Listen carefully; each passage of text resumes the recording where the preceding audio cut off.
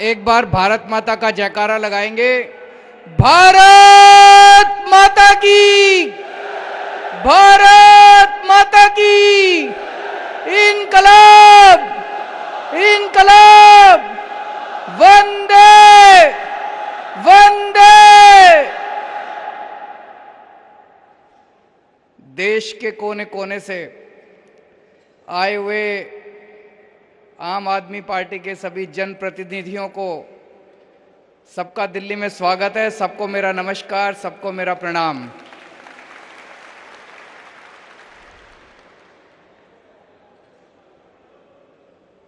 दस साल पहले जब पार्टी बनी थी तो सोचा नहीं था कि इतनी जल्दी समय आएगा जब कोने कोने में हमारे इतने जनप्रतिनिधि हो जाएंगे कि एक दिन दिल्ली का इंदिरा गांधी नेशनल स्टेडियम भर जाएगा उनके सबसे।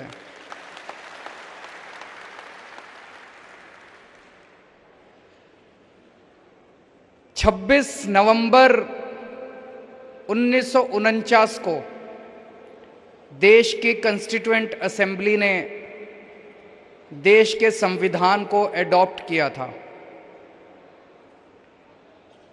हमारे देश की कॉन्स्टिट्यूएंट असेंबली बनी थी, उसने कई महीनों तक काम करने के बाद देश का संविधान बनाया और 26 नवंबर 1949 को देश का संविधान एडॉप्ट किया गया। अगले 60 साल में इन पार्टियों और इन नेताओं ने मिलकर उस संविधान के चीथड़े चीथड़े उड़ा दिए। उसकी बेइज्जती करने की, उसके चीथड़े उड़ाने में कोई कसर नहीं छोड़ी इन पार्टियों और नेताओं ने। तो फिर भगवान को बीच में आना पड़ा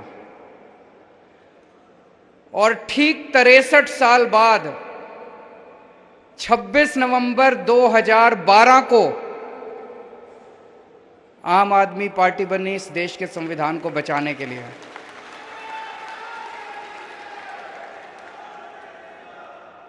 ये कोई संयोग नहीं है कि 26 नवंबर को ही देश का संविधान बना और 26 नवंबर को ही आम आदमी पार्टी बनी। भगवान ने बहुत बड़ी जिम्मेदारी दी है आपके ऊपर, एक एक आम आदमी पार्टी के कार्यकर्ता के ऊपर। आज दिल खुश होता है 20 राज्यों में और यूनियन टेरिटरीज में 1446 जनप्रतिनिधि हैं हमारे।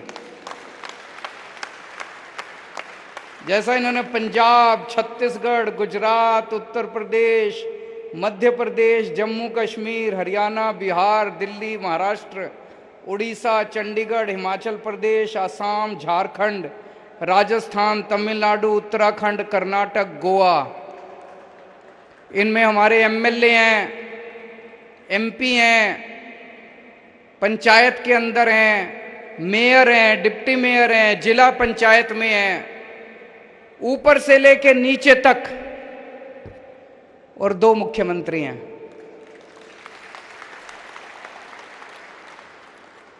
ये सारे एक तरह से हर राज्य के अंदर हमारे बीज हैं। हर राज्य के अंदर भगवान ने बीज बो दिया आम आदमी पार्टी के। हर राज्य के अंदर भगवान ने बीज बो दिए इस देश को विकास करने के लिए। अब ये बीज पेड़ बनेंगे। दिल्ली में पेड़ बन गया, दिल्ली में पेड़ बन गया। अब ये पेड़ लोगों को खूब फल दे रहा है, लोगों को ठंडी छांव दे रहा है। पंजाब में भी पेड़ बन गया, पंजाब में भी अब ये पेड़ आम आदमी पार्टी का लोगों को खूब ठंडी हवा दे रहा है, छांव दे रहा है, फल दे रहा है। अब गुजरात में भी पेड़ बनने वाला है। गुजरात के कई सारे बीज आए हुए हैं वहां पे।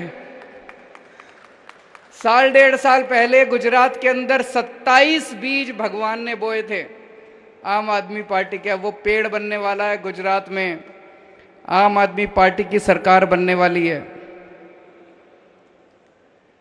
इतनी तेजी से दुनिया के इतिहास में किसी पार्टी का विकास नहीं हुआ, कोई पार्टी इतनी तेजी से नहीं बढ़ी। 10 साल पुराना एक बच्चा है, सामने इतने बड़े बड़े, कोई 125 साल पुरानी पार्टी है, कोई पता नहीं कितने कितने साल, और 10 साल का छोटा सा बच्चा है। हमने सुना है ना, श्री कृष्ण जी जब बच्चे थे उनको प्यार से सम्मान से कान्हा कहते थे, कान्हा। अपने बचपन में कान्हा ने कई बड़े बड़े राक्षसों का वध किया था। यह आम आदमी पार्टी भी छोटी सी पार्टी है, ये भी कान्हा की तरह है, अपने सामने बड़े बड़े राक्षसों के वध कर रहे हैं। बड़े बड़े राक्षस, वध का मतलब कोई मर्डर नहीं कर रहे किसी का, भ्रष्टाचार का वध कर रहे हैं, बेरोजगारी का वध कर रहे हैं, महंगाई का वध कर रहे हैं। तो जैसे भगवान श्री कृष्ण ने बचपन में छोटी उम्र में बड़े बड़े राक्षसों का वध किया था, वैसे ही आम आदमी पार्टी भी 10 साल पुरानी पार्टी इतनी बड़ी बड़ी सामने शक्तियों के साथ लड़ रही है। इससे यह पता चलता है कि देश कितना त्रस्त हो चुका है। आम आदमी पार्टी के पास लोग क्यों आ रहे हैं? अगर ये दूसरी पार्टी वाले कुछ काम कर लेते 70-75 साल में, अगर ये दूसरी पार्टी वालों ने देश को भविष्य दे दिया होता, अगर ये दूसरी पार्टी वालों ने लोगों की जिंदगी आसान कर दी होती, हमको लोग लात मार के भगा देते, कह देते भाई हमारे को आपकी जरूरत नहीं है, आम आदमी पार्टी नहीं चाहिए, हम खुश हैं। आज खुले बाहों से पूरा देश आम आदमी पार्टी को गले लगा रहा है। क्यों? क्योंकि लोग इनसे त्रस्त हो चुके हैं। 4 बातें आम आदमी पार्टी की पूरे देश में लोगों को पसंद आ रही है, और ये 4 बातें आम आदमी पार्टी की हैं जो इनके गले नहीं उतर रही। सबसे पहली बात है आम आदमी पार्टी की ईमानदारी। हमारे लोग कट्टर ईमानदार लोग हैं। लोगों को यकीन नहीं होता यार, राजनीति भी ईमानदार हो सकती है क्या? लोगों ने पहली बार देखा है देश के अंदर 75 साल में। अच्छा, नेता ईमानदार भी होते हैं, अच्छा पार्टियां ईमानदार भी होती है, पैसे नहीं खाते। पहली बार लोग देख रहे हैं कि ईमानदार राजनीति आ रही है। इसलिए बार बार कहते हैं, पहले कीचड़ फेंकेंगे, फिर कहेंगे अपने आप को ईमानदार कहने वाला अरविंद केजरीवाल। तो ये भी कहते हैं कि केजरीवाल ईमानदार है। तो एक है ईमानदार राजनीति, इनसे संभल नहीं रही है ईमानदार राजनीति, और देश के लोगों को बड़ी पसंद आ रही है। ये कितना भी कीचड़ फेंके, लोगों को यकीन ही नहीं हो रहा। पूरे देश में सब कहते हैं यार ये तो झूठ बोल रहे हैं। दूसरी चीज है शिक्षा। शिक्षा के ऊपर जो हमने काम किया, आज तक ये नेता, इन्होंने कभी स्कूल की तरफ आंख उठा के नहीं देखी थी, और इनमें से कई नेता तो ऐसे जो बचपन में भी स्कूल नहीं गए थे। अब मुझे बड़ा अच्छा लगा, गुजरात के अंदर इनके एक देश के बहुत बड़े नेता 4 स्कूलों का उद्घाटन करने के लिए दिल्ली से गए थे। स्कूलों की बात करनी पड़ रही है इन लोगों को, इनको अच्छा नहीं लग रहा। इन्होंने कभी जिंदगी में स्कूलों की बात नहीं करी। तीसरी, और लोगों को बड़ी पसंद आ रही है। जनता क्या चाहती है यार? जनता यही तो चाहती है हमारे बच्चों को अच्छी शिक्षा मिल जाए, हमारे बच्चे बड़े होकर कुछ बन जाएं। तीसरी चीज है स्वास्थ्य सेवाएं। पूरे देश के अंदर चर्चा हो रही है आज मोहल्ला क्लिनिक की, दुनिया के अंदर चर्चा हो रही है मोहल्ला क्लिनिक की, दिल्ली के शानदार अस्पतालों की। दिल्ली में सबका इलाज मुफ्त कर दिया, ये भी इनसे। अभी इनके एक और मुख्यमंत्री हैं, पहली बार मैंने उनके मुंह से सुना, मेरे को स्कूल और अस्पताल बड़े अच्छे लगते हैं, मैं जब भी जाता हूं किसी जिले में मैं स्कूल और अस्पताल में जरूर जाता हूं। पहले तो नहीं गए कभी, अब जाना पड़ रहा है तुम लोगों को। और चौथी चीज है फ्रीबी। ये भी भारत की राजनीति में आम आदमी पार्टी ने फ्री भी इंट्रोड्यूस किया है, फ्री की रेवड़ी। ये इनसे ना रेवड़ी खाते बन रही है, ना रेवड़ी उगलते बन रही है। कहते हैं ये 4 चीजें हैं, ईमानदार राजनीति, शिक्षा, स्वास्थ्य, फ्रीबी। कहते हैं फ्रीबी करने से सरकार घाटे में चली जाएगी, जनता को फ्री की सुविधाएं नहीं मिलनी चाहिए। गुजरात पे 3.5 लाख करोड़ रुपए का कर्जा है, गुजरात सरकार ने तो आज तक कुछ भी फ्री नहीं दिया, फिर ये कर्जा कहां से चढ़ गया जी? फिर तो कर्जा नहीं चढ़ना चाहिए था, उन्होंने तो कुछ भी नहीं दिया फ्री में, तो ये कर्जा कहां से चढ़ गया? सारा पैसा लूट के खा गए, इसलिए कर्जा चढ़ गया। कर्जा फ्रीबी से नहीं चढ़ता, कर्जा लूटने से चढ़ता है। पंजाब के ऊपर अभी हमने सरकार संभाली है, 3.5 लाख करोड़ का कर्जा है। पंजाब को तो कुछ नहीं दिया था पिछली सरकारों ने फ्री में, फिर यह कर्जा कहां से चढ़ गया? देश की हर सरकार के ऊपर लाखों करोड़ों का कर्जा है, उन्होंने तो कुछ भी नहीं दिया था फ्री में, फिर यह कर्जा कहां से चढ़ गया? और दिल्ली वालों को सब कुछ फ्री में मिल रहा है, फिर भी कर्जा नहीं है दिल्ली सरकार के ऊपर।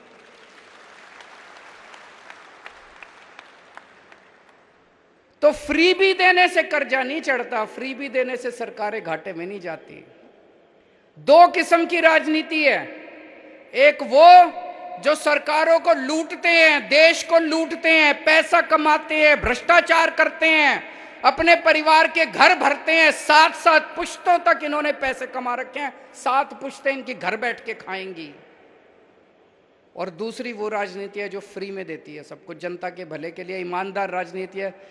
कोई नेता अगर देश के अंदर खड़ा होके कहे कि मेरे को फ्री की रेवड़ी के खिलाफ हूं, समझ जाओ उस नेता की नीयत खराब है, वो नेता भ्रष्टाचारी है।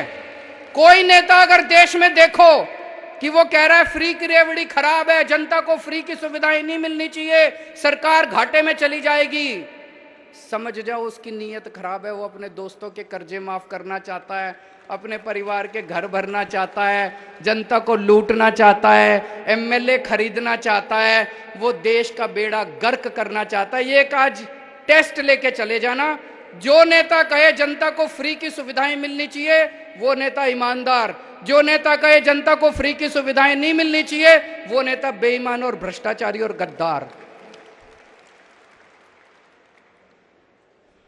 और ये चारों चीजें जनता को बहुत पसंद आ रही हैं, और इसी वजह से दिल्ली में हमारी तीसरी बार सरकार बनी, पंजाब में हमारी सरकार बन गई, और अब गुजरात के अंदर हमारी सरकार बनेगी। अब ये आम आदमी पार्टी को रोकना चाहते हैं, कैसे रोकें? तो अब इन्होंने मिलके खूब प्लानिंग करी है, आम आदमी पार्टी को कुचल दो, आम आदमी पार्टी को क्रश कर दो, चारों तरफ से घेर लो इनको, आम आदमी पार्टी को क्रश कर दो। झूठे आरोप लगाए जा रहे हैं, हमारे दिल्ली के एमएलए के ऊपर 169 केस हो चुके, अभी तक 169 केस, 169 केसेस, एक केस में भी सजा नहीं हुई है, एक में भी। 169 में से 135 केस बाइज्जत बरी हो गए, 34 केस बचे। इससे क्या पता चलता है? ये लड़ाई भ्रष्टाचार के खिलाफ नहीं लड़ रहे, ये आम आदमी पार्टी को कुचलने की साजिश कर रहे हैं। एक केस में तो सजा हो जाती, 169 में से 20, 25, 30 केस में सजा होती, 40 केस में सजा होती, हम सोचते भाई कुछ गड़बड़ है, हमारे एमएलए भ्रष्ट हैं। 169 में से एक केस में सजा नहीं हुई, 135 में बरी हो गए, 34 पेंडिंग है, उसमें भी बरी हो जाएंगे। इसका मतलब है जो लाल किले के ऊपर खड़े होकर कहते हैं ना मैं भ्रष्टाचार के खिलाफ लड़ रहा हूं, भ्रष्टाचार के खिलाफ नहीं लड़ रहे, आम आदमी पार्टी के खिलाफ लड़ रहे हैं। ये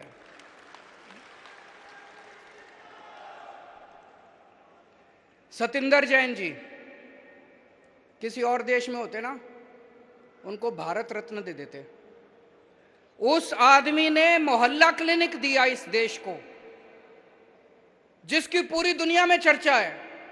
यूएन के सेक्रेटरी जनरल ने आके कहा कि मोहल्ला क्लिनिक सारी दुनिया को अपनाना चाहिए। उस आदमी ने फ्री बिजली का इजाद किया, उसी ने निकाला आइडिया कि बिजली फ्री भी दी जा सकती है। उस आदमी ने पूरी दिल्ली को फ्री इलाज दिया। आज दिल्ली के अंदर जो हर आदमी को फ्री इलाज मिल रहा है उसकी वजह से मिल रहा है।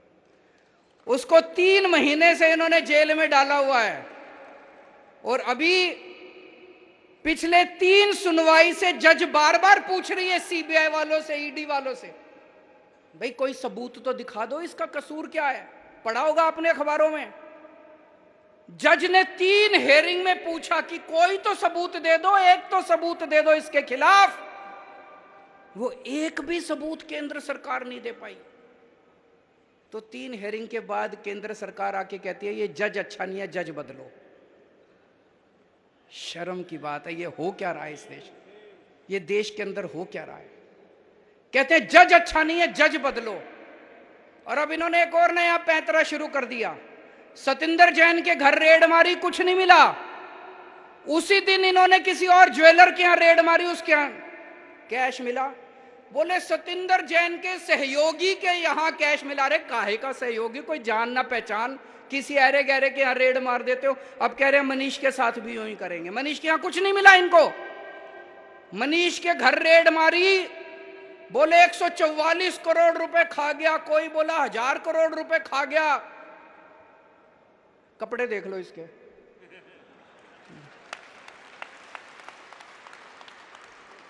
$144 करोड़ रुपए वाला आदमी ऐसे कपड़े पहनता है थोड़ी तो। और 144 करोड़ रुपए 1000 करोड़ रुपए खा गया होता तो घर में कुछ इधर उधर अलमारी में 1000, 2000, 10,000, 20,000, लाख, 2 लाख तो मिलते। ढेला नहीं मिला इसके घर।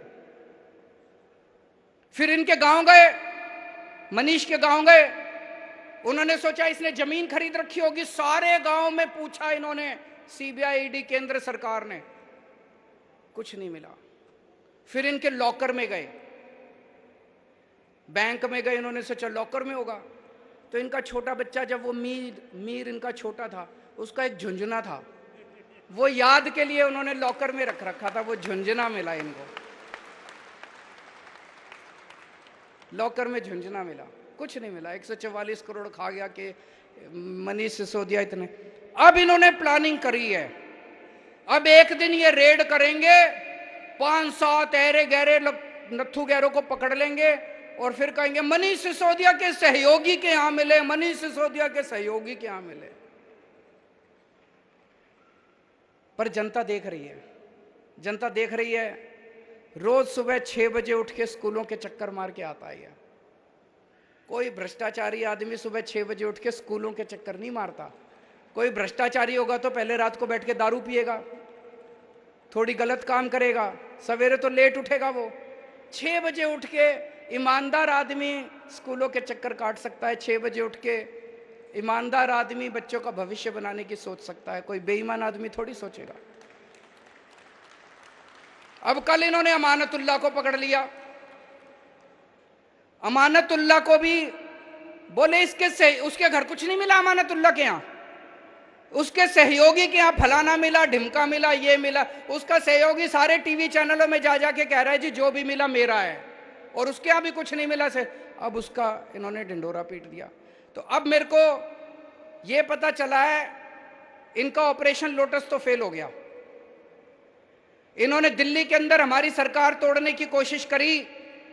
20-20 करोड़ रुपए एक एमएलए को इन्होंने कोशिश करी, एक भी एमएलए नहीं टूटा। हमने सारे के सारे गिनती करा दी थी विधानसभा के अंदर, एक भी एमएलए नहीं टूटा। फिर ये पंजाब गए, पंजाब के अंदर 25-25 करोड़ एमएलए को देने की कोशिश करी। इनकी प्लानिंग थी पंजाब में भी और दिल्ली में भी 40-40 एमएलए खरीद के तोड़ लेंगे। पंजाब में भी ये नहीं तोड़ पाए। अब इन्होंने ऑपरेशन लोटस फेज 2 शुरू किया है।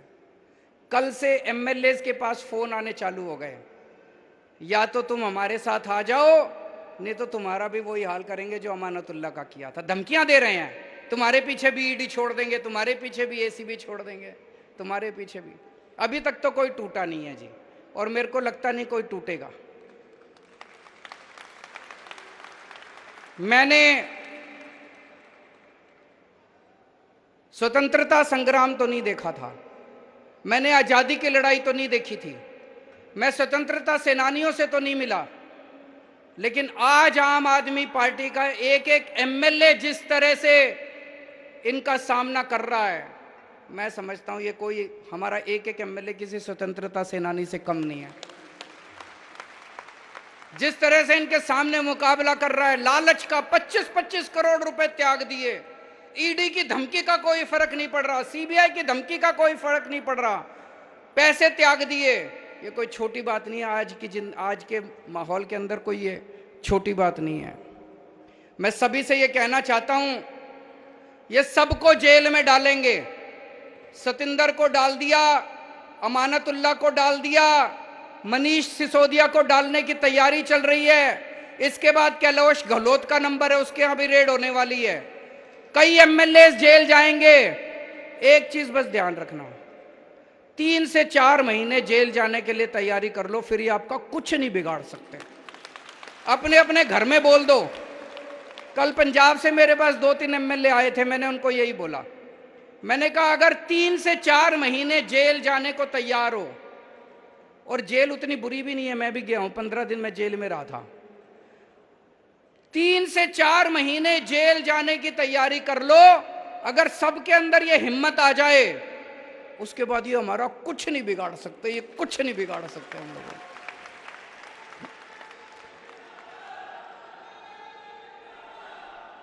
इन्होंने अभी तक पूरे देश में 285 एमएलए खरीदे हैं, 285 एमएलए।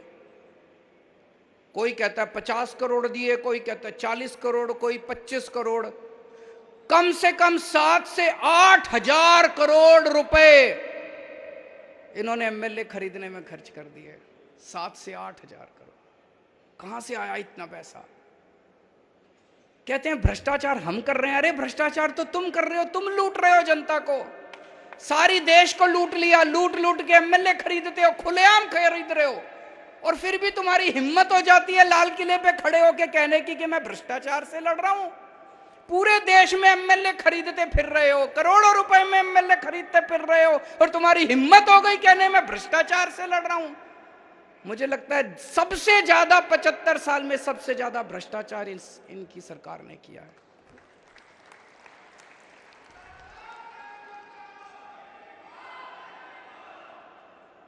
आजकल ये मीडिया को भी खूब धमकियां दे रहे हैं। गुजरात में इन्होंने इतनी धमकी दी, इतनी धमकी दी, किसी भी आम आदमी पार्टी वाले को डिबेट में नहीं बुलाना। शाम को डिबेट होता है, डिबेट में चर्चा होती है कि मनीष सिसोदिया ने भ्रष्टाचार किया कि नहीं किया, और उसमें आम आदमी पार्टी वालों को नहीं बुलाते। कांग्रेस और बीजेपी वाले आपस में बैठ के चर्चा करते हैं। ये कैसे हो सकता है? ऐसे धमकियां दे रखी हैं वहां पे। गुजरात में किसी अखबार में हमारा कुछ नहीं छपता, और फिर भी गुजरात के अंदर बल्ले बल्ले हो रही है, चारों तरफ आम आदमी पार्टी की चर्चा हो रही है।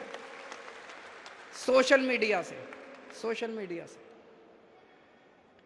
प्रधानमंत्री के दफ्तर में एक सज्जन काम करते हैं, मीडिया एडवाइजर हैं शायद, हिरेन जोशी जी मीडिया एडवाइजर हैं। हिरेन जोशी जी हैं, एक मीडिया एडवाइजर हैं प्रधानमंत्री के। मेरे को कई एडिटर्स दिखा रहे थे, बड़े बड़े चैनलों के, हमारे देश के बड़े बड़े चैनलों के मालिक, उनके एडिटर्स, उनको क्या गंदी गंदी गालियां लिख के भेजते हैं वो। केजरीवाल को दिखाया तो ये कर देंगे, केजरीवाल को दिखाया तो वो कर देंगे। आम आदमी पार्टी को दिखाने की जरूरत नहीं है, आप अपने चैनल का दुरुपयोग कर रहे हो, हम तुम्हारा ये कर देंगे, वो कर देंगे, फलाना कर। क्या धमकियां दे रहे हैं वो? ऐसे देश चलाएंगे? ऐसे धमकियां देंगे? फिर फोन कर करके धमकियां देते हैं। मैं आज यहां से हिरेन जोशी जी को एक ही चीज कहना चाहता हूं, अगर किसी ने आपके स्क्रीनशॉट जो आप इनको मैसेज भेज रहे हो, इन्होंने सोशल मीडिया में डाल दिए, आप भी और प्रधानमंत्री जी शक्ल दिखाने लायक नहीं बचोगे इस देश के अंदर। और ये जो आप धमकियां देते हो ना, कईयों ने रिकॉर्डिंग करके रख रखी है आपकी। अगर किसी दिन किसी ने आपकी रिकॉर्डिंग सोशल मीडिया में डाल दी, शक्ल दिखाने लायक नहीं बचोगे। बंद करो ये गंदगी, बंद करो इस तरह से मीडिया को धमकाना। और अब केवल मीडिया के भरोसे नहीं रहा, देश ने सोशल मीडिया के ऊपर, जनता अब सोशल मीडिया के ऊपर आ गई है। सोशल मीडिया के जरिए ऐसे देश आगे नहीं बढ़ेगा दोस्तों। हम सबको मिलके भारत को दुनिया का नंबर 1 देश बनाना है। बनाना है कि नहीं बनाना है? भारत दुनिया का नंबर 1 देश केवल भाषणबाजी करने से नहीं बनेगा। विदेशों में भाषण करके आ जाओ और कह दो हम विश्व गुरु बन गए, ऐसे विश्व गुरु नहीं बनेगा। एक एक बच्चे को अच्छी शिक्षा देनी पड़ेगी, तब भारत दुनिया का नंबर 1 देश बनेगा। भारत को दुनिया का नंबर 1 देश कोई एक आदमी नहीं बनाएगा। जब इस देश का एक एक बच्चा अच्छी शिक्षा पाएगा तभी भारत दुनिया का नंबर 1 देश बनेगा। मेहनत करनी पड़ेगी उसके लिए, मेहनत करनी पड़ेगी उसके लिए। अभी प्रधानमंत्री जी ने ऐलान किया कि 14,500 सरकारी स्कूल ठीक करेंगे। बहुत अच्छी बात है, मैंने बधाई दी उनको। पर 5 साल में 14,500 सरकारी स्कूल ठीक करोगे? देश में 10.5 लाख सरकारी स्कूल हैं। सारे स्कूल ठीक करते करते तो 500 साल लग जाएंगे। अब ये देश रुकने को तैयार नहीं है, देश बेचैन है, देश बहुत बेचैन हो रहा है। 5 साल में सारे सरकारी स्कूल ठीक करने हैं। देश मांग कर रहा है कि अगर दिल्ली के सारे सरकारी स्कूल 5 साल में ठीक हो सकते हैं, अगर पंजाब के सारे स्कूल 5 साल में हम ठीक करके दिखाएंगे तो पूरे देश के सारे सरकारी स्कूल 5 साल के अंदर ठीक हो सकते हैं। पैसा है, पैसा है, पैसे की लूट बंद करो, पैसे की लूट बंद होगी, सारे सरकारी स्कूल ठीक हो जाएंगे। और अगर सारे सरकारी स्कूल ठीक हो गए तो भाई साहब एक एक बच्चा मेरे देश का कोई इंजीनियर बनेगा, कोई वकील बनेगा और अपने घर की गरीबी दूर करेगा। 5 साल के अंदर हम देश की गरीबी दूर कर सकते हैं। दूसरी चीज, अगर अपने को भारत को दुनिया का नंबर 1 देश बनाना है, हमें अपने सारे लोगों के लिए अच्छा और फ्री के इलाज का इंतजाम करना पड़ेगा। खूब अस्पताल बनाने पड़ेंगे, सरकारी अस्पताल अच्छे करने पड़ेंगे, सबके लिए, चाहे अमीर हो चाहे गरीब हो, अच्छे इलाज का इंतजाम करना पड़ेगा। करना पड़ेगा कि नहीं करना पड़ेगा? तीसरी चीज, हर बच्चे के पास रोजगार होना चाहिए। बेरोजगारों की सेना से भारत दुनिया का नंबर 1 देश नहीं बन सकता। हर बच्चा रोजगार के साथ हो, उसकी भी पूरी प्लानिंग हम लोगों ने की हुई है। चौथी चीज, महिलाओं को सुरक्षा मिले और महिलाओं को बराबरी का अधिकार मिलना चाहिए। अगर महिलाएं हमारे साथ कंधे से कंधा मिला के नहीं चलेंगी तो भारत दुनिया का नंबर 1 देश नहीं बन सकता। 5वीं चीज, किसानों को अपनी फसलों का पूरा दाम मिलना शुरू हो जाए। एक बार में पूरे देश का रूरल इंडिया, जितना गांव देहात है, सारा गरीबी दूर हो जाएगी। किसानों को उनकी फसलों के पूरे दाम दो। और छठी चीज, वर्ल्ड क्लास इंफ्रास्ट्रक्चर अपने को तैयार करना पड़ेगा देश के अंदर। मेरे मन में तो ये 6 चीज आती हैं, लेकिन केवल ये 6 नहीं है। अपने को 130 करोड़ लोगों को जोड़ना है, और बहुत सारे आइडियाज आएंगे और बहुत सारी बातें आएंगी। सबको संजो के, सबको साथ लेके हम इस देश को दुनिया का नंबर 1 देश बनाएंगे। कई लोग मेरे से पूछते हैं कि जी अगले चुनाव में किसके साथ अलायंस करोगे, कौन सी पार्टियों के साथ करोगे, भाजपा के खिलाफ एक यूनाइटेड। भाई साहब, मेरे को ये सब जोड़ तोड़ समझ नहीं आती। एक ही चीज समझ आती है, जिस दिन इस देश के 130 करोड़ लोगों का अलायंस बन गया, हमें दुनिया का नंबर 1 देश बनने से कोई नहीं रोक सकता। आज से 75 साल पहले इस देश के लोग इकट्ठे हुए थे और हमने अंग्रेजों को उठा के बाहर फेंक दिया था। एक बार फिर सारे जने इकट्ठे हो जाओ, फिर से हम इस देश को दुनिया का नंबर 1 देश बना देंगे। हमें लोगों को जोड़ना है। आज जब आप सब लोग यहां से जाओगे, ये 6 बातें हर एक आदमी को बतानी है। सबको, जनता को इस मिशन के साथ जोड़ना है, मेक इंडिया नंबर 1 मिशन।